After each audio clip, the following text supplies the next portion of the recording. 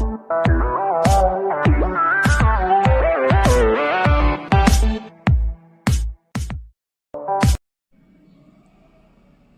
मेरे प्यारे भाइयों बहनों, आइए सारे इस विदारजे में आपका स्वागत है, हार्दिक अभिनंदन है। तो मेरे प्यारे भाइयों बहनों, आपके सामने हम फिर से लेकर आ चुके हैं 3 मई 2023 का राजस्थान राज्य विशेष का करंट अफेयर। मतलब कल आपके लिए जो भी राजस्थान से संबंधित करंट अफेयर की घटनाएं हुई हैं उनको करंट अफेयर की फॉर्म में लेकर आ चुके हैं। तो दोस्तों, न्यूज़ आर्टिकल के डिस्कशन करने से पहले वही एक पुरानी बात कि यदि आपको पीडीएफ चाहिए क्या मेरे भाइयों बहनों, पीडीएफ आप ले ही लिया करो, क्योंकि आप सॉफ्ट कॉपी से पढ़ने की कोशिश करो। तो हमारे टेलीग्राम चैनल को ज्वाइन कर लो दोस्तों। टेलीग्राम चैनल का नाम है मेरे प्यारे भाइयों बहनों IAS विद RJ। आप इस टेलीग्राम चैनल को आप जब ज्वाइन करेंगे तो आपके पास सुबह ही सुबह क्या पहुंच जाया करेगी, पीडीएफ पहुंच जाया करेगी। आप सॉफ्ट कॉपी से पढ़ो, समय बचाओ और सिलेक्शन लो।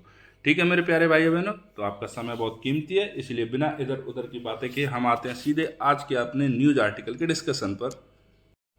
तो दोस्तों, अपना आज का जो पहला न्यूज आर्टिकल है वो है योग महोत्सव के बारे में। योग महोत्सव दोस्तों, योगा डे के बारे में तो आप सारे ही जानते हैं। योगा तो क्या, खैर योग दिवस है, जिसको गा पता नहीं पीछे क्यों लगा देते हैं लोग।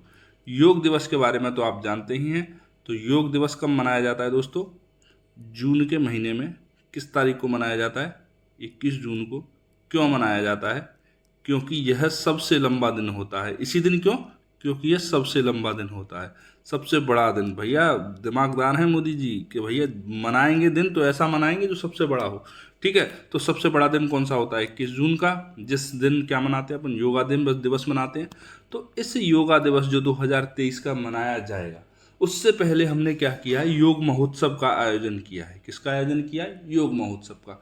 तो दोस्तों, राजस्थान में कहाँ पर योग महोत्सव का आयोजन किया गया है? तो दोस्तों, आयोजन किया गया है भवानी निकेतन शिक्षा समिति जयपुर के अंदर। कहाँ पर किया गया है? जयपुर के अंदर। अब भैया आपके बांसवाड़ा में जाके, श्रीगंगानगर में जाके, जैसलमेर में जाके ऐसी जगहों पर तो ये लोग करेंगे नहीं, क्योंकि क्या है, बड़े बड़े लोग आते हैं। जब बड़े बड़े लोग आते हैं तो जब ऐसी जगहों पर जाएंगे तो बोलेंगे ना कि भाई यहाँ विकास क्यों नहीं हुआ। तो पहले से ही वहाँ लेके चलो, जयपुर या जोधपुर या उदयपुर ज़्यादा से ज़्यादा। जब दोस्तों इस तरह की चीज़ें यदि डाइवर्सिफाई होंगी, ज़्यादा से ज़्यादा जगहों पर आयोजित होंगी, तो डेवलपमेंट इससे अच्छा होता है, बढ़ता है, समान डेवलपमेंट होता है। ठीक है, अभी क्या है, असमान डेवलपमेंट है। जहाँ के नेताजी हैं वहाँ डेवलपमेंट करवा लो, बाकी सारा काम चूल्हे में करना दो। ठीक है। आयोजक कौन है दोस्तों इस महोत्सव का? तो दोस्तों, आयोजक है मोरारजी देसाई राष्ट्रीय योग संस्थान। राष्ट्रीय योग संस्थान है ये। ठीक है। दूसरा कौन सा है? राष्ट्रीय आयुर्वेद संस्थान जयपुर।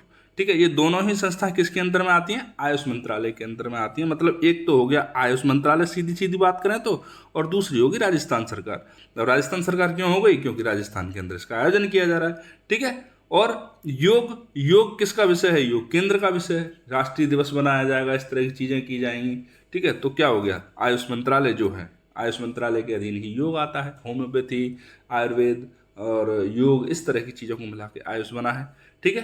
तो इस महोत्सव के आयोजित करने का उद्देश्य क्या है दोस्तों? तो दोस्तों, सीधी सीधी बात कह दूं, सीधे शब्दों में, तो एक तीर से दो निशाने। मैं कह रहा हूं एक तीर से चार निशाने लगाने के मूड में। मतलब ये है, एक तो योगा आयोजित होगा ही होगा, योगा है तो होगा। ठीक है। दूसरा क्या होगा? जो आपका पर्यटन है उसको बढ़ावा देना। तीसरा क्या होगा? आपके मेडिसिन को बढ़ावा देना, मतलब जो आपके अंदर, देश के अंदर जो चिकित्सकीय सुविधाएं हैं उनको बढ़ाना। तो एक तीर से कई सारे निशाने लगाने का प्रयास किया गया है इस योग महोत्सव के द्वारा। ठीक है दोस्तों, तो अपन देख लेते हैं एक एक करके कौन कौन से निशाने हैं। तो इसका उद्देश्य देखो, योग के माध्यम से मेडिकल वैल्यू ट्रेवल जो है उसको बढ़ावा देना। किसको? मेडिकल वैल्यू ट्रेवल को। अब अपन एक बार मेडिकल वैल्यू ट्रेवल को जान लेते हैं। मेडिकल वैल्यू ट्रेवल क्या होती है? ठीक है। देखो, मेडिकल वैल्यू ट्रेवल को समझने के लिए दो एक बातें हैं, उनको अपन समझ लेते हैं। जैसे पहले किसी व्यक्ति को, मान लो कोई बाहर का व्यक्ति है, कोई विदेशी व्यक्ति है, कोई अफ्रीकी व्यक्ति है, कहीं का भी है, उसको क्या है हुआ? बुखार हो गया। उसको क्या हो गया दोस्तों? बुखार हो गया। ठीक है। अब वो बुखार की दवाई लेने के लिए कहीं पे भी जाएगा तो उसको क्या दिया जाएगा? पैरासीटामोल। क्या दिया जाएगा उसको? पैरासीटामोल दी जाएगी कि नहीं दी जाएगी? ठीक है। अब पैरासीटामोल तो सारी जगहों पर ही दी जाएगी उसको, चाहे वो अमेरिका चला जाए, चाहे पाकिस्तान चला जाए, चाहे बांग्लादेश चला जाए, चाहे कहीं पे भी चला जाए। तो अपन क्या करेंगे? अब मान लो वो भारत के अंदर आया। ठीक है। अब भारत के अंदर उसको पहले तो पैरासीटामोल खिला दी। पैरासीटामोल खिला के उसकी थोड़ी सी तबीयत ठीक हुई तो उसको किसी, मतलब एक नेचुरल एक जगह बनाई जाएगी, नेचरपैथी की जगह बनाई जाएगी, कि ऐसी जगह बनाई जाएगी जहाँ पर योगा वगैरह करे, आदमी का दिमाग शांत हो। जब आदमी का दिमाग शांत हो जाएगा तो भैया उसको कोई बीमारी हो वो वैसे ही ठीक हो जाएगी। ठीक है, अब क्या हुआ, इसको साथ में योगा और कराएंगे बिठा के, भैया योगा से होगा, इससे क्या होगा, योग करने से उसका मन स्वस्थ होगा। जब व्यक्ति का मन स्वस्थ होता है तो तन खुद से खुद स्वस्थ होने लगता है। तो मतलब दूसरी जगहों पर क्या दी गई, पैरासीटामोल। ये मैंने एक एग्जांपल लिया है दोस्तों बुखार का। बुखार में हालांकि इतना योगा का कोई यूज नहीं होता। मान लो किसी को हार्ट की बीमारी है, किसी को डायबिटिक बीमारी है, इस तरह का इलाज करवाने के लिए अगर कोई भारत आया है, उसको दवाइयों के साथ साथ योग के माध्यम से, नेचरपैथी के माध्यम से, आयुर्वेद के माध्यम से उसको और क्या किया जाएगा, वैल्यू ऐड की जाएगी। उसमें क्या किया जाएगा, वैल्यू ऐड की जाएगी। तो इससे क्या हो जाएगा, मेडिकल वैल्यू क्या हो जाएगी, प्लस हो जाएगी। जब मेडिकल वैल्यू यहाँ पर प्लस होगी तो लोग ऑब्वियसली आएंगे ही आएंगे। भाई तुम तो सिर्फ दवाइयाँ खिलाते हो, बेड पर लेटाते हो और भगा देते हो। भारत में जाओ, वहाँ पर दवाइयाँ भी खिलाते हैं, नेचुरल में योगा वोगा कराते हैं, मतलब सांस वांस ऊपर नीचे करवाते हैं, पूरा बाबा रामदेव का चेला बना देते हैं। तो इससे क्या होगा, एक वैल्यू बढ़ेगी, तो वैल्यू ट्रेवल ऐड होगा इसके अंदर। क्या हो जाएगा, योग के माध्यम से मेडिकल वैल्यू ट्रेवल को बढ़ावा मिल जाएगा। ठीक है, मेडिकल क्षेत्र में वैल्यू बढ़ेगी, उससे क्या होगा, ट्रेवलिंग बढ़ जाएगी। ओके, योग एवं परंपरागत चिकित्सा पद्धति का विकास करना है भैया। ऐसा नहीं है कि आप अपनों को भूल जाओ। यदि आप अपनों को भूले तो बाहर वाले लोग आपका साथ कभी नहीं देंगे। तो अपनों को तो आपको हमेशा याद रखना है। अपने का मतलब है जो हमारा आयुर्वेदिक चिकित्सा पद्धति है, योग चिकित्सा पद्धति है। जब हम परंपरागत रूप से इनसे ठीक होते आए थे तो अब क्यों नहीं हो सकते। दोस्तों, जो योग होता है वो बीमारी से पहले की स्थिति होती है। आप यदि बीमारियों से बचना चाहते हो, दूर रहना चाहते हो, तो आपको लगातार योग करना चाहिए। यदि आप योग से करने के बावजूद भी बीमार हो जाते हो तो फिर आपको आयुर्वेद की तरफ आना चाहिए। और आयुर्वेद में भी अगर आप ठीक नहीं हो पाते फिर आपको एलोपैथी पे जाना चाहिए। लेकिन हम लोग क्या करते हैं, ना तो पहले योगा करते हैं ना पीछे आयुर्वेद पे जाते हैं। हम कहाँ जाते हैं, सीधा दवाइयाँ ठूसी फ्री। ठीक है, योग के द्वारा क्या होगा, ग्रामीण टूरिज्म को बढ़ावा दिया जाएगा। अब आप बोलोगे मास्टर तेरी ऊपर की दो बात तो ठीक थी, अब तीसरी बात, योग के माध्यम से ग्रामीण टूरिज्म को कैसे बढ़ावा दे दोगे भाई। हैं, योग करोगे तो किला थोड़ी बन के तैयार हो जाएगा। भाई किला तो नहीं बन के तैयार होगा, लेकिन क्या होगा मैं आपको बताऊं, इसको छोटे से शब्दों में समझ लेते हैं। देखो, इसमें क्या किया जाएगा, 2-3 गांव होंगे, उनको बना के क्या किया जाएगा, एक आयुष गांव बना दिया जाएगा। इसका नाम रख दिया जाएगा, 3-4 गांव को मिलाकर क्या नाम रख दिया जाएगा, इसका नाम रख दिया जाएगा आयुष। क्या नाम रख दिया जाएगा, आयुष ग्राम।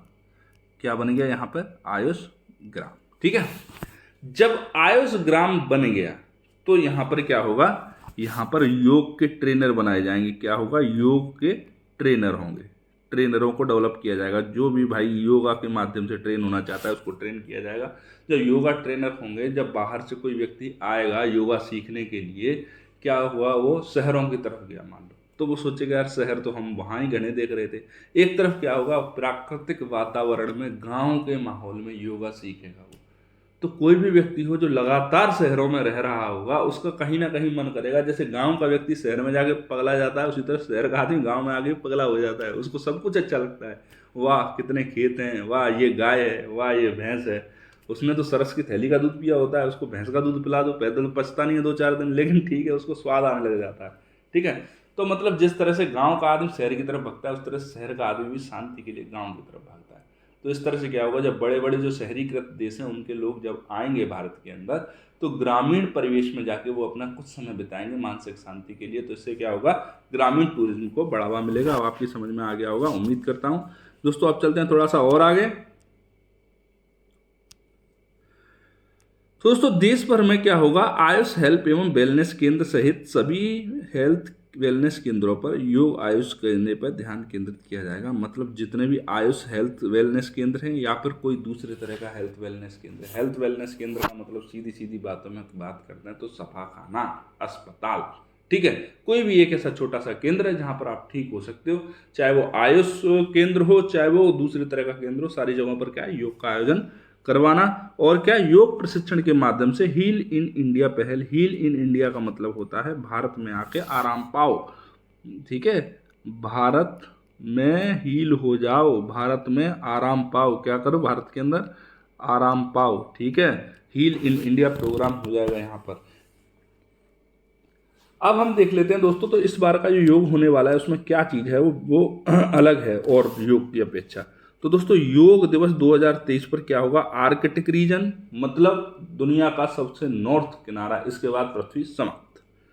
अंटार्कटिक रीजन मतलब सबसे साउथ किनारा, जिसके बाद पृथ्वी खत्म। ठीक है, यहाँ पर कॉमन योगा प्रोटोकॉल का प्रदर्शन किया जाएगा। कॉमन योगा प्रोटोकॉल का मतलब होता है दोस्तों सामान्य तरह के योगा। जो फोटो लग रहा है आपको, ये सामान्य तरह के जो योगा है ना, इनका क्या किया जाएगा, यहाँ पर प्रदर्शन किया जाएगा। ठीक है, योगा किस तरह से करना है वो आपको ये फोटो देख के समझ लेना भैया। तो इस तरह से क्या किया जाएगा, जो कॉमन योगा प्रोटोकॉल है उनका आयोजन किया जाएगा। मतलब सामान्य सामान्य से योगा होते हैं, बैठ के कपालभाति कर लो, अनुलोम विलोम कर लो, हाथ पैर ऊपर नीचे कर लो। ठीक है, ये गर्दन के पीछे पैर लगा लो, ये पीछे एड़ी के ऊपर हाथ लगा के ये कर लो, एक पैर ऊपर उठा लो, ये दंड बैठक कर लो। तो इस तरह की जो चीज़ें हैं ना, वो क्या हो जाए, क्या होती हैं, वो सामान्य योगा प्रदर्शन होता है। ठीक है, सामान्य योगा प्रोटोकॉल होता है। तो कहाँ पर किया जाएगा, आर्कटिक रीजन और अंटार्कटिक रीजन दोनों ही जगह पर इसका आयोजन किया जाएगा। अब चलते हैं थोड़ा सा और आगे, क्या इंपॉर्टेंट है इसके अंदर। और क्या होगा दोस्तों कि दुनिया भर के जो बंदरगाह हैं, हमारे दुनिया में जितने भी बंदरगाह हैं भाई, भारत का जहाज है वो कहीं ना कहीं तो पहुंचता है। तो क्या करो, जहाँ जाओ वहाँ कोरोना फैलाओ, जहाँ जाओ वहाँ कोरोना फैलाओ, इसी तरह से जहाँ जाओ वहाँ योगा फैलाओ। तो उसके लिए क्या होगा, दुनिया में जितने भी बंदरगाह हैं वहाँ पर सामान्य प्रोटोकॉल प्रदर्शनों का योगा प्रोटोकॉल होते हैं। मैंने आपको बताया सामान्य तरह से जो योगा कर लिए जाते हैं, जिनको करने के लिए विशेष एफर्ट की जरूरत नहीं होती, वो सामान्य योगा प्रोटोकॉल हो जाते हैं। ठीक है, इसके आयोजन में क्या है, संभावना की तलाश की जा रही है। इसके क्या होगा, ओशन रिंग फॉर योग कार्यक्रम। क्या कार्यक्रम का नाम क्या दिया गया है, ओशन रिंग फॉर योग। मतलब समुद्र के किनारे किनारे पर जितने भी बंदरगाह हैं भाई, बंदरगाह समुद्र के किनारे पे ही होते हैं, तो यहाँ पर क्या है, योग करेंगे। योग करेंगे तो क्या बन जाएगा, एक पैसिफिक रिंग ऑफ फायर है ना, उसी तरह से एक ओशन रिंग ऑफ योगा बन जाएगी। क्या बन जाएगी, ओशन रिंग ऑफ योग कार्यक्रम के तहत किया जाएगा। तो इसके लिए क्या किया जा रहा है कि विदेश मंत्रालय को मनाया जा रहा है। भैया आयुष मंत्रालय कह रहा है विदेश मंत्रालय से, आप विदेश मंत्रियों से बात, आप विदेश से बात करते हो तो आप जाके अन्य देशों से बात कीजिए। पोत एवं परिवहन जलमार्ग मंत्रालय से बातचीत की जा रही है कि आप भैया अपने पोत परिवहन के माध्यम से इस हमारे जो इनिशिएटिव है उसको क्या करो, आप आगे लेके जाओ। रक्षा मंत्रालय और भारतीय नौसेना के साथ परामर्श किया जा रहा है। भैया बिना सेना के तो कोई कुछ कर ही नहीं सकता। ठीक है, तो इन सारे चीज लोगों के साथ क्या किया जा रहा है, आयुष मंत्रालय के द्वारा परामर्श किया जा रहा है। और बहुत जल्द देखने में मिलेगा कि सारे के सारे बंदरगाह भी योगा में हो जाएंगे। पूरी दुनिया योगा में, दुनिया के सारे बंदरगाहों का योगा, आपके आर्कटिक रीजन से लेकर अंटार्कटिक रीजन तक योगा, सारे देशों के अंदर योगा, योगा ही योगा। मतलब पूरा विश्व योगा में होने वाला है 21 जून को। ठीक है दोस्तों, अपन चलते हैं थोड़ा सा और आगे। अब देख लेते हैं अगला न्यूज आर्टिकल अपना क्या है। तो दोस्तों अपना अगला न्यूज आर्टिकल जो है वो है निपुण कार्यक्रम के ऊपर। किसके ऊपर है, निपुण कार्यक्रम के बारे में। निपुण, निपुण का मतलब ये नहीं होता कि वो पारंगत है किसी चीज़ के अंदर। हालांकि एक तरह से ले सकते हैं निपुण का मतलब पारंगत, लेकिन निपुण का मतलब यहाँ पर पारंगत नहीं है। तो दोस्तों निपुण का मतलब यहाँ पर क्या है, national institute for promotion of up skilling of निर्माण वर्कर्स। निर्माण वर्कर्स का मतलब होता है दोस्तों, निर्माण वर्कर्स, यहाँ पर निर्माण का कह सकते थे, बिल्डिंग कह सकते थे, बिल्डिंग बनाना, निर्माण करना, बिल्ड बनाना, लेकिन इस तरह का निर्माण वर्कर्स नाम ही इसके लिए ठीक था। तो इसीलिए लोगों ने निर्माण वर्कर्स ही लिया होगा, क्योंकि बिल्डिंग करते ही वो सिर्फ एक बिल्डिंग तक रह जाते। निर्माण वर्कर्स का मतलब है जो किसी भी प्रकार के निर्माण में लगे हुए हैं, किसी भी चीज़ को बनाने में लगे हुए हैं। ठीक है, तो दोस्तों किस किस के द्वारा ये कार्यक्रम चलाया जा रहा है, तो ये कार्यक्रम चलाया जा रहा है दोस्तों national real estate development council. ठीक है, कौन सी है, भारत की है ये, किसी और देश की नहीं है दोस्तों, भारत की। भारत की कौन सी है, national real estate development council. और दूसरी क्या है, राजस्थान आवासन मंडल। दूसरी संस्था कौन सी है, राजस्थान आवासन मंडल। ये दोनों संस्थाएं मिलकर क्या कर रही हैं, ये निपुण कार्यक्रम को चला रही हैं। ठीक है दोस्तों, इसका उद्देश्य क्या है, मतलब निपुण कार्यक्रम चलाया कैसे जाएगा, इसमें क्या किया जाएगा। ये महाराज जो खुश हो रहे हैं, पहले ये अकुशल थे, मतलब पहले इन पर नहीं पता था दीवार कैसे तोड़ते हैं, कैसे थे ये अकुशल थे। फिर इनको क्या किया गया, कार्यस्थल पर ही कुशलता दी गई। कार्यस्थल पर कुशलता का मतलब इनको कुदाल हाथ में दी गई और बताया गया दीवार को कैसे तोड़ते हैं। तो अब ये खुश हो गए, इन पर दीवार को तोड़ना आ गया, अब ये खुश हो गए। खुश क्यों हो गए, क्योंकि अब अकुशल से ये कैसे हो गए, कुशल हो गए। अब कुशल हो जाएंगे तो क्या हो जाएगी, इनकी आमदनी बढ़ जाएगी। आमदनी बढ़ जाएगी, क्या हो जाएगा भाई, अब तो मैं सब कुछ जानता हूँ, 40 रुपये में नहीं जाऊँगा, 400 रुपये में जाऊँगा। ठीक है, अब ये बार्गेनिंग करेंगे तो इनकी जो इनकम बढ़ेगी, तो ये खुश हो रहे हैं। ठीक है, तो अब इसके उद्देश्य पे आ जाते हैं अपन। आपकी समझ में मोटा मोटी तो आ गया होगा, लेकिन फिर भी एक एक करके लाइन बाई लाइन देख लेते हैं दोस्तों। तो 20,000 निर्माण श्रमिकों को ऑन साइट का मतलब ये है जहाँ पर ये काम कर रहे हैं वहीं पर। ठीक है, क्या किया जाएगा, कौशल प्रदान किया जाएगा, इनको अकुशल से कुशल में बदला जाएगा। ठीक है दोस्तों। प्रशिक्षण समाप्ति पर श्रमिकों को नरेडको, नरेडको का मतलब होता है दोस्तों, ये जो संस्था देख रहे हो ना, national real estate development council, इसी का शॉर्ट फॉर्म है नरेडको। ठीक है, national real estate development council, इसी का नाम है नरेडको। बार बार हम नरेडको ही नाम लेंगे। तो प्रशिक्षण समाप्ति पर श्रमिकों को नरेडको के द्वारा क्या किया जाएगा, एक प्रमाण पत्र दिया जाएगा, भैया आप तुम कुशल हो, और 500 रुपये दे दिए जाएंगे, लो भैया तुमने सीखा, हम पे एहसान किया, 500 रुपये और ले जाओ सीखने के। ठीक है, तो इन दोनों चीज़ों को क्या है, प्रमाण पत्र भी मिलेगा और क्या मिलेगा, 500 रुपये मिल जाएंगे। ठीक, 500 रुपये लेके तभी खुश हो रहा है ये, मैं सोच रहा कुशल होकर खुश हो रहा है, ये 500 रुपये लेके खुश हुआ है, अब समझ में आया। तो इस प्रशिक्षण के बाद क्या होगा, जो श्रमिक हैं जो अकुशल हैं वो कुशल हो जाएंगे। कुशल हो जाएंगे तो क्या हो जाएगा, उनके मानदेय में वृद्धि होगी, भैया आमदनी बढ़ेगी। ठीक है कि नहीं। निर्माण श्रमिकों को प्रशिक्षण लेने वाले जो भी होंगे उनको निःशुल्क दुर्घटना बीमा भी दी जाएगी। भाई ऐसा नहीं हो ये भैया जी कुदाल उठाएं, कुदाल दीवार में मारने की जगह अपने सर पे ही मार लें, तो इस तरह क्या है, दुर्घटना बीमा भी कर दिया जाएगा। पहले ही भैया तू अपने हाथ पैर को मत तोड़ दियो, तोड़ दे तो पुलिस के पास मत जाइयो, तेरा दुर्घटना बीमा करवा दिया है, पैसे ले लियो, चुपचाप कर रही हो। ठीक है, तो इस तरह की चीजें करी गई हैं। तो दोस्तों आगे चलते हैं, और क्या है, तो मेरे प्यारे भाइयों बहनों, राजस्थान आवासन मंडल जो है ये बहुत इंपॉर्टेंट स्टेटमेंट है, इसको आप रट्टा मार लेना, आपके एग्जाम के अंदर पूछा जा सकता है। तो जो राजस्थान आवासन मंडल है दोस्तों, वो देश की पहली ऐसी संस्था बनी है जिसने सरकारी या गैर सरकारी दिहाड़ी पर आने वाले निर्माण श्रमिकों, मतलब सरकारी हो चाहे गैर सरकारी हो, अकुशल हुआ तो उसको कुशल करने के लिए प्रोग्राम है ये। ठीक है, तो राजस्थान आवासन मंडल देश की ऐसी पहली संस्था है जिसने दिहाड़ी पर आने वाले निर्माण श्रमिकों को नरेडको के सहयोग से, नरेडको का मतलब आपने पहले ही देख लिया, जो national real estate development council है उसको ही नरेडको बोलते हैं, इसके सहयोग से क्या किया जाएगा, प्रशिक्षण प्रदान किया जाएगा।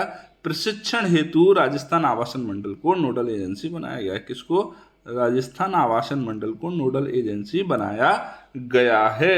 ठीक है मेरे प्यारे भाइयों बहनों, आप बोलोगे सर राजस्थान नोडल एजेंसी कैसे हो सकती है, राजस्थान आवासन मंडल, भैया राजस्थान के अंदर यदि प्रशिक्षण होगा तो उसकी नोडल एजेंसी जो है वो राजस्थान आवासन मंडल ही है। ठीक है, राजस्थान में प्रशिक्षण के लिए भैया राजस्थान एकमात्र है, तो राजस्थान के अंदर ये वाली है। यूपी हो जाएगा तो यूपी में कुछ और हो जाएगा, एमपी हो जाएगा तो एमपी में कुछ और हो जाएगा, तमिलनाडु होगा तो तमिलनाडु में कुछ और हो जाएगा। ठीक है दोस्तों, अब हम जान लेते हैं थोड़ा सा नरेडको के बारे में, ये भी आपके एग्जाम के अंदर पूछा जा सकता है। ये स्टैटिक का पोर्शन है लेकिन फिर भी आपसे पूछा जा सकता है। संस्थाएं बहुत पूछी जाती हैं, आरएएस मीन्स के अंदर भी पूछ ली जाती हैं 10 20 50 शब्दों में, और प्रीलिम्स के अंदर तो शॉर्ट में पूछते ही रहते हैं। ठीक है, अब अपन देख लेते हैं नरेडको क्या है, नरेडको के बारे में जान लेते हैं। तो इसका नाम है national real estate development council, जो आप तीसरी बार में बता रहा हूँ उस चीज़ को। इसकी स्थापना 88 के अंदर, एक स्वायत्त स्वनियामक निकाय है। इसका जो मंत्रालय है, जिस मंत्रालय के अंतर्गत ये आती है वो है शहरी और आवास और शहरी मामलों का मंत्रालय। उसका कार्य है जो है वो देश भर में रियल एस्टेट उद्योग के लिए क्या करना है, शीर्ष राष्ट्रीय नियामक निकाय है। मतलब क्या करता है, नियम बनाता है, और क्या करता है, उनका विनियमन करवाता है। विनियमन का मतलब नियम बना के नहीं छोड़ देता, उनका विनियमन भी करवाता है। मतलब ये है कि आप उन नियमों का पालन कर रहे हैं या नहीं, उस पर भी ये पूरी नज़र रखता है। ठीक है दोस्तों, अब चलते हैं थोड़ा सा और आगे। आज का हमारा अगला न्यूज आर्टिकल है वो है दोस्तों राष्ट्रीय पत्रकारिता स्वतंत्रता दिवस के बारे में। तो आज 3 मई को क्या है, राष्ट्रीय पत्रकारिता जो है उसका क्या है, स्वतंत्रता दिवस है। भैया पत्रकारिता को स्वतंत्र करो, इसका मतलब ये नहीं है पत्रकार स्वतंत्र हुए थे इस दिन। ठीक है, पत्रकारिता की स्वतंत्रता के लिए इस दिन को मनाया जाता है। तो इसका प्रारंभ हुआ दोस्तों, अंतर्राष्ट्रीय स्तर की बात कर रहे हैं, फिर हम राष्ट्रीय की भी बात करेंगे। तो इसका जो है पत्रकारिता दिवस है उसका प्रारंभ किया गया था 1993 से। यूनेस्को और जन सूचना विभाग संयुक्त राष्ट्र का जो है वो दोनों मिलकर इसका क्या करते थे, किसका क्या करते हैं, आयोजन करते हैं। इनके द्वारा आयोजन किया जाता है। उद्देश्य क्या है, प्रेस को अधिक सशक्त बनाने के लिए उनकी स्वतंत्रता में आने वाली बाधाओं को दूर कर देना। छोटी सी बात है भाई, स्वतंत्र आप कब होंगे, जब आपके जो निर्णय लेने की क्षमता होगी उसमें बाधाएं कम होती चली जाएंगी, तो आपको स्वतंत्रता मिलती चली जाएगी, आप स्वतंत्र होते चले जाएंगे। ठीक है दोस्तों, अब हम बात कर लेते हैं राष्ट्रीय पत्रकारिता स्वतंत्रता दिवस के बारे में। अभी हमने किसकी बात करी थी, अंतर्राष्ट्रीय स्तर की, अब किसकी कर रहे हैं, राष्ट्रीय स्तर की। ठीक है, ये मनाया जाता है आपका 16 नवंबर को, और इसका प्रारंभ कर दिया था हमने 1966 में। मतलब हम बहुत एडवांस हैं भैया, एडवांस हैं। लेकिन हमारी एडवांस क्या है, जब हम ज़्यादा एडवांस हो जाते हैं तो अपना नुकसान कर बैठते हैं। लेकिन फिर भी हमने बहुत पहले शुरू कर दिया था स्वतंत्रता दिवस को मनाना। स्वतंत्रता दिवस मतलब पत्रकारिता का स्वतंत्रता दिवस। इसकी चर्चा विश्व स्तर पर कहीं नहीं होगी। चर्चा होती है उस चीज़ की जिसमें भारत पीछे होता है। चलो दोस्तों, अब आगे चलते हैं। तो मेरे प्यारे भाइयों बहनों, अगला न्यूज आर्टिकल है हमारा, राजस्थान में हवाई सेवाओं का विस्तार हो रहा है। भैया अब आप हवा में उड़ने लगोगे। हवा में उड़ो मतलब ये है, अब ये चीज़ें हो गई ख़त्म कि आप ट्रेन में ट्रेवल करो, आप दूसरी जगह पर ट्रेवल करो। अब आपको ट्रेवलिंग करनी है तो सीधा हवाई जहाज पकड़ो। राजस्थान में 3 जगहों पर एयरपोर्ट खोले जा रहे हैं। पहला एयरपोर्ट बनेगा जोधपुर में, उदयपुर में और उत्तर तलाई जो है, उत्तरलाई है बाड़मेर के अंदर। 3 जगहों पर एयरपोर्ट स्थापित किए जाएंगे। इसके लिए क्या है, राजस्थान सरकार ने एयरपोर्ट अथॉरिटी ऑफ इंडिया से क्या किया, विचार विमर्श किया, बातें की हैं। तो आपके लिए जो चीज़ इंपॉर्टेंट है वो 3 ये जगह हैं। कौन कौन सी जगहों पर राजस्थान में एयरपोर्ट प्रस्तावित हैं? तो पहली है आपकी उत्तरलाई बाड़मेर, दूसरी है आपकी उदयपुर, तीसरी है आपकी जोधपुर। ठीक है दोस्तों, इसके अलावा इस न्यूज में कोई भी चीज़ आपके लिए इंपॉर्टेंट नहीं है। ओके, अब हम बात कर लेते हैं अगले न्यूज आर्टिकल के बारे में। तो दोस्तों, हमारा अगला न्यूज आर्टिकल है वो है, हम बेघर बच्चों के भविष्य के लिए क्या चला रहे हैं, एक अभियान चला रहे हैं। हम का मतलब ये है कि ये मैं नहीं चला रहा, हम का मतलब ये है कि एक प्रशासन है, जिला प्रशासन, वो इसको चला रहा है। ये राजस्थान सरकार का प्रोग्राम नहीं है, बावजूद इसके ये बहुत इंपॉर्टेंट प्रोग्राम है। आपसे पूछा जा सकता है कि बेघर बच्चों के भविष्य के लिए अभियान निम्नलिखित में से किस जिला प्रशासन के द्वारा चलाया गया है। आपसे वनडे एग्जाम में तुरंत पूछ लेगा, फिर आप अगले जागते रह जाओगे। आजकल तो पट्टियां भी नहीं होती छत पर, जो बैठे बैठे गिन लोगे। भैया लेंटर की छत है, गिट्टियां भी दबा देते हैं, गिनने का कोई स्कोप ही खत्म। पंखे होते हैं 3, 2 मिनट में गिन लोगे, फिर क्या करोगे? तो इससे अच्छा है पढ़ लो आज। ठीक है, देखो दोस्तों, बेघर बच्चों के लिए, बेघर बच्चे का मतलब होता है इस तरह के बच्चे, ये बच्चे इनके पास कोई घर नहीं है, लेकिन क्या हुआ, बच्चे भी नहीं ठहरते पराए आशियानों में, और हमने तो उम्र गुजार दी किराए के ही मकानों में। ये कम से कम अपने बम्बू में तो घूम रहे हैं। ठीक है दोस्तों, तो क्या है, जो इस तरह के लोग हैं, इस तरह के बच्चे हैं जिनके पास रहने के लिए घर नहीं है, वो इस गवर्नमेंट ने कोई पाइप डलवा दिए तो उन्हीं में सो रहे हैं, उन्हीं में रह रहे हैं। ठीक है, लेकिन एक बात और है सोचने की दोस्तों, सच में इनका ऊपर वाला रखवाला है। कोरोना से बीमार होने वाले और मरने वाले ज़्यादातर वो लोग थे जो बड़े बड़े महलों में रहते हैं। किसी गरीब का कोरोना ने कुछ नहीं बिगाड़ पाया। ठीक है, तो इसका संचालक कौन है? जिला प्रशासन है डूंगरपुर का। इसको आप रट्टा मार लेना, ये ही न्यूज़ सबसे इंपॉर्टेंट है। ये जो फैक्ट है वही सबसे ज़्यादा इंपॉर्टेंट है इस पूरे न्यूज़ आर्टिकल के अंदर। बाकी तो सारी ऐसी ही बातें हैं जो बस बोलते रहो, बोलने के लिए भी तो कुछ होना चाहिए। ठीक है, उद्देश्य क्या है? सड़क पर जीवन व्यतीत करने वाले बेघर बच्चों को क्या करना है? भविष्य को संवारना है। इसके लिए अभियान के लिए जिले में स्थानों को चिन्हित किया जाएगा। बाल अधिकारिता विभाग के निर्देश के अनुसार बच्चों का पुनर्वास किया जाएगा। और क्या किया जाएगा? हर महीने के पहले सप्ताह में राष्ट्रीय बाल अधिकार संरक्षण आयोग नई दिल्ली जो है, इसको भी आप याद रख लेना कि राष्ट्रीय बाल संरक्षण आयोग का कार्यालय कहाँ पर है? तो नई दिल्ली के अंदर है। ठीक है, ये एडिशनल आपको इन्फॉर्मेशन मिली है, उसको भी याद कर लेना। लेकिन इस न्यूज़ में अगर करंट के अकॉर्डिंग बोला तो करंट के अकॉर्डिंग जिला प्रशासन डूंगरपुर, ये वाला फैक्ट ही आपके लिए इंपॉर्टेंट है। ठीक, तो दोस्तों, जिला बाल संरक्षण इकाई जो है डूंगरपुर की, देखो एक टीम बनाई डूंगरपुर कलेक्टर साहब ने, एक टीम बना दी। क्या बना दी? एक टीम बना दी कि भैया आप सारे लोग क्या करोगे, आप जाके बच्चे कहाँ कहाँ पर बेघर हैं, क्या क्या चीज़ें होनी चाहिए पुनर्वास के लिए, क्या क्या निर्माण बने हुए हैं, हमारे पास क्या इंफ्रास्ट्रक्चर है, क्या इंफ्रास्ट्रक्चर हमें अभी डेवलप करना है। तो उस चीज़ के लिए क्या किया, जिला प्रशासन की एक टीम बना दी। ठीक है, उस टीम में कौन कौन था? तो जिला बाल संरक्षण इकाई डूंगरपुर के संरक्षण अधिकारी थे। इनके सहित में और कौन था? बाल अधिकार विशेषज्ञ भी थे कि भाई ठीक है, बाल अधिकार में कौन कौन से बच्चों के पास अधिकार हैं, कौन कौन से नहीं हैं, इनके भी विशेषज्ञ थे। ठीक है, काउंसलर और चाइल्ड लाइन हेल्पलाइन के सदस्य थे। चाइल्ड लाइन हेल्पलाइन है एक, उसके सदस्य थे। इन सबको मिलाकर डूंगरपुर कलेक्टर साहब ने एक टीम बना दी। ये टीम क्या करेगी? बच्चों के पुनर्वास के लिए काम करेगी। अब इनको क्या दिया जाएगा? एक घर दे दिया जाएगा। मैं तो कह रहा हूँ घर देने के नाम पे इससे पाइप भी छीन लिए जाएंगे। यही तो दुविधा है, यही तो सैड रियलिटी है अपनी सोसाइटी की।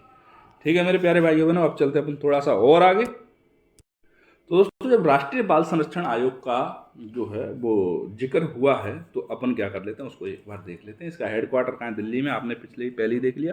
तो दोस्तों, इसका गठन जो किया गया था वो 2007 में किया गया था। मतलब 2005 में एक एक्ट पारित किया कि commission for protection of child rights, बच्चों के अधिकार को बचाने के लिए एक कमीशन, एक आयोग, इस नाम से एक क्या आया? एक्ट आया, एक अधिनियम आया 2005 के अंदर। और उसके द्वारा क्या कर दिया गया, 2007 में राष्ट्रीय बाल संरक्षण अधिकार, जो बाल अधिकार संरक्षण आयोग है, उसकी स्थापना कर दी गई। ठीक है, ये क्या है, एक वैधानिक निकाय है। इस टर्म को बहुत याद रखना। दो तरह के निकाय होते हैं दोस्तों, संवैधानिक, दूसरे होते हैं वैधानिक। वैधानिक को ही बोलते हैं सांविधिक, मतलब विधि के द्वारा संभाले गए, विधि के द्वारा बनाए गए। ठीक है, सांविधिक और वैधानिक एक ही बात है, जबकि संवैधानिक अलग बात है। संवैधानिक का अर्थ होता है दोस्तों, संविधान के किसी ना किसी आर्टिकल के अंदर, किसी ना किसी आर्टिकल के अंदर यदि उसकी चर्चा है तो वो संवैधानिक निकाय है। जैसे 280 के अंदर वित्त आयोग दे रखा है आपका, ये क्या है, आपका संवैधानिक निकाय है। यूपीएससी क्या है, एक संवैधानिक निकाय है। ठीक है, और इसका जिसका विधि के द्वारा, जिसका संसद क्या करे, संसद कोई विधि बनाए, संसद एक नियम बनाए, एक एक्ट बनाए, एक अधिनियम बनाए, उसके द्वारा संसद यदि किसी संस्थान की स्थापना करती है तो वो क्या हो जाता है आपका, उसको सांविधिक बोलते हैं, या क्या बोलते हैं, वैधानिक। क्या बोलते हैं उसको, वैधानिक। ठीक है, सांविधिक बोलेंगे या क्या बोलेंगे उसको, वैधानिक। ठीक है मेरे प्यारे भाइयों बहनों, मंत्रालय कौन सा आता है, किस मंत्रालय के अंतर्गत आता है ये, तो महिला एवं बाल विकास मंत्रालय के अंतर्गत आता है। इसके कार्य क्या है, इसके सभी कानून, नीतियां, कार्यक्रम का कानून, नीतियां, कार्यक्रम, प्रशासनिक तंत्र, ये सारी चीजें भारत में संविधान में निहित बाल अधिकार के प्रावधानों के साथ साथ संयुक्त राष्ट्र कन्वेंशन के बाल अधिकारों के अनुरूप हों, इस चीज को ये निर्धारित करता है कि भारत के अंदर बनने वाली सभी कानून हो, नीतियां हो, कार्यक्रम हो, प्रशासनिक तंत्र हो, ये सारी चीजें क्या है, भारत के संविधान में जो बच्चों के लिए अधिकार निहित हैं। और दूसरा क्या, जो संयुक्त राष्ट्र के कन्वेंशन के द्वारा बच्चों को जो अधिकार दिए गए हैं उनके अनुरूप काम कर रहे हैं, नहीं कर रहे हैं, उस चीज की क्या करना है, निगरानी करना है, उस चीज को ये देखता है। ठीक है, ठीक है दोस्तों, और क्या करता है, तो मेरे प्यारे भाइयों बहनों, राइट टू एजुकेशन एक्ट 2019, मतलब शिक्षा का अधिकार अधिनियम 19 बोला, शिक्षा का अधिकार अधिनियम 2009, मतलब ये है निःशुल्क शिक्षा 14 वर्ष तक की, 6 से 14 वर्ष तक की आयु के बच्चों को निःशुल्क शिक्षा। ठीक है, तो इस वाले एक्ट की संबंधित शिकायतों की जांच करता है। भैया ऐसा आता है किसी जगह पर कि राइट टू एजुकेशन एक्ट का उल्लंघन किया गया है, किसी बच्चे को जो 14 वर्ष से कम है उसको निःशुल्क शिक्षा नहीं प्रदान की गई, ऐसी कोई शिकायतें आती हैं, तो फिर क्या करता है, ये उसकी शिकायतों की जांच करता है। मेरे भाइयों बहनों, ये क्या करता है, लैंगिक अपराधों से बच्चों का संरक्षण करता है। लैंगिक अपराध का मतलब होता है बच्चों का सेक्सुअल हिरासमेंट, जो आजकल आप देख रहे हो, इतनी दरिंदगी कैसे इंसान के अंदर आई है मेरी समझ में नहीं आता। इंसान से तो शैतान अच्छा है, कम से कम बच्चों को तो छोड़ देता है। जानवर हमसे कितने अच्छे हैं, हैं? भाई जानवर का मतलब लोग बोलते हैं जो असभ्य हो, अभद्र हो, लेकिन जानवर का अर्थ वो होता है जो सीधा हो, सच्चा हो। जो व्यक्ति जितना भोला होगा उसको गधा बोलेंगे, ये गधा है। वो गधा मतलब उसको जानवर की संज्ञा दे दी, जानवर का अर्थ है ये ईमानदार व्यक्ति है, ये मतलब निस्वार्थ व्यक्ति है। जो स्वार्थी होता है वो मनुष्य होता है, जो निस्वार्थ होता है वो जानवर होता है। तो जानवर रहना ज़्यादा अच्छा है, हम जानवर ही अच्छे हैं। ठीक है, लैंगिक अपराधों से क्या करना है, बच्चों का संरक्षण करना है। इसलिए अधिनियम जो 2012 है उसके द्वारा क्रियान्वयन की क्या करता है, निगरानी करता है।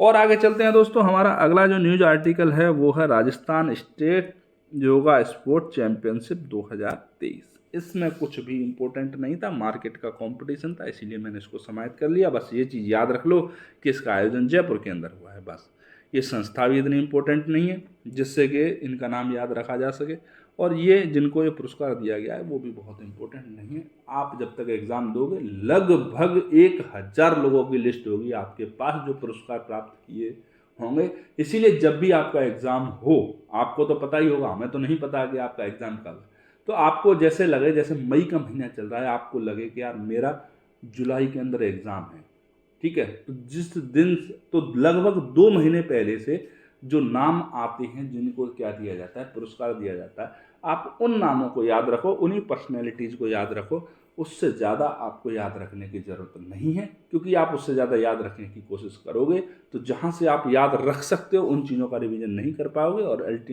क्या करोगे, आपका एग्ज़ाम के अंदर नुकसान करवा लोगे। ठीक है दोस्तों, तो दोस्तों आज का न्यूज़ आर्टिकल डिस्कशन होता है हमारा यहीं पर समाप्त। यदि आपको लेक्चर अच्छा लगा हो तो लाइक शेयर सब्सक्राइब करें। तो आपसे मिलते हैं अगले लेक्चर के साथ में, तब तक के लिए जय हिंद, जय भारत।